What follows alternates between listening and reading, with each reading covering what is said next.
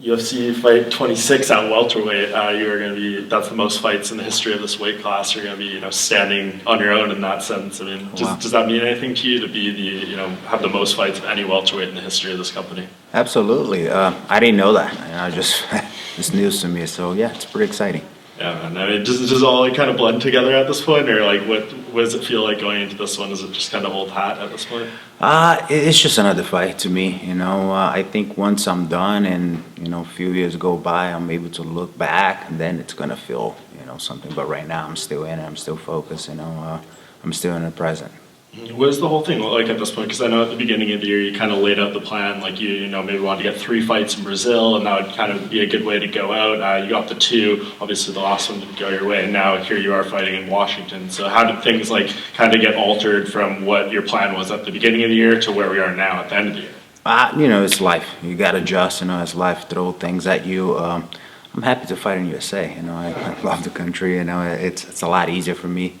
So, I got the opportunity. I thought I was going to just fight next year now. But, Sean Shelby called me and said, we got this fight for you. I said, hell yeah, let's do it.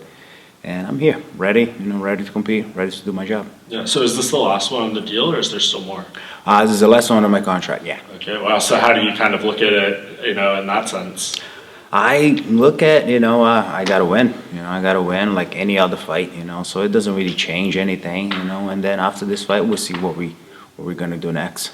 Because you told me when I was at ATT earlier this year, you're like, I do these fights, and then you talked about, being a police officer and doing all that kind of stuff. Are you looking at it differently? Like, is there a possibility this is your last fight, or are you, just leaving it open? Nah, I'm leaving it open. I think it's important for, an athlete know that you can do this forever. You got to start planning, ahead, I think a year to 2 years before you see the end of the road, so you don't finish and don't know what to do. It's silly to think that you're going to be able to do this forever, But again, I'm still here. I'm still focused on Team E Saturday night, But yeah, the plan is, I'm one of the coaches at American Top Team. I'm opening my gym, in a few months in 2020. And definitely law enforcement, that really excites me. Yeah, so is it just something you're going to assess after the fact, maybe depending on how your performance goes, if the UFC comes to you with another offer, how kind of the terms of that are? How are you going to decide your future after this fight? I want to see, what the free market says, and I want to see what UFC offers me. I want to see what, other organizations offer me, and then after that, I'll decide, what's the best option. Yeah, have you ever been a real free agent during or is it always just been you re-sign with 1 or 2 left on your deal? Yeah, I always resign at UFC, and I've been with the company for over 14 years.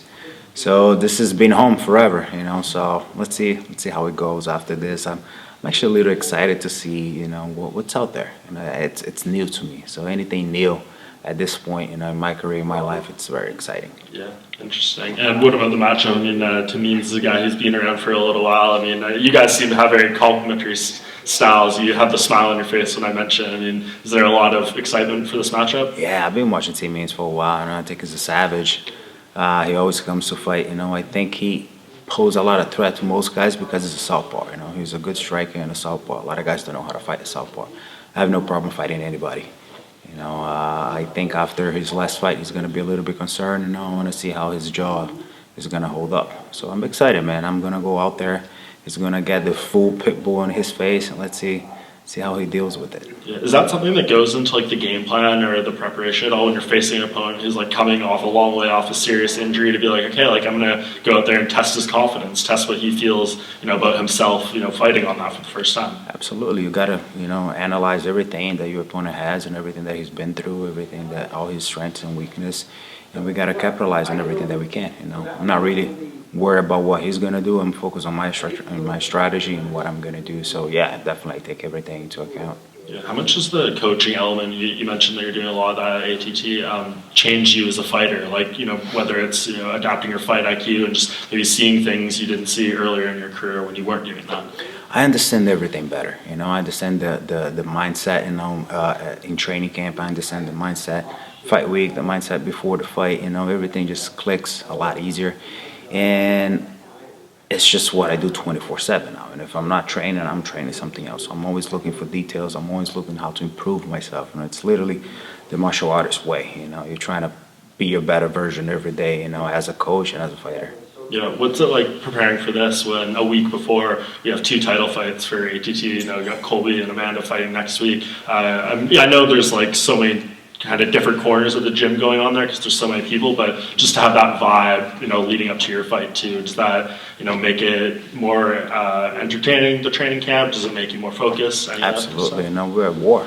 That's the mindset in the gym. You know, we're at war 24/7. You know, every month we got big fights coming up. You know, so it's just part of being, you know, a member of ATT for such a long time. You know, trying to be your best every day. You know, it's a hard day in the gym. You know, the only easy day was the yesterday, literally, and it's exciting, man. But it's normal to me. You know, what we do, big fights every weekend. It's pretty normal. So again, it's just another fight, but I know what it takes to be a winner. Yeah, and you competing here, like you said, is normal, but with everything that's going on, you know, last fight in the contract that you want to test the market, does any of you hold this week and, you know, going through this process is special because maybe in the back of your mind it could be the last time? Yeah, it's always special, you know. I've been living my dreams for as long as I can remember. You know, I got in UFC, I think it was 2005. And I'm blessed. I get to do this. You know, I chose this. This is my choice to do this. So I'm always very grateful. I'm always pay attention, always in the present. You know, absorb everything, pay attention to everything. Yeah, this is pretty special. It always will be.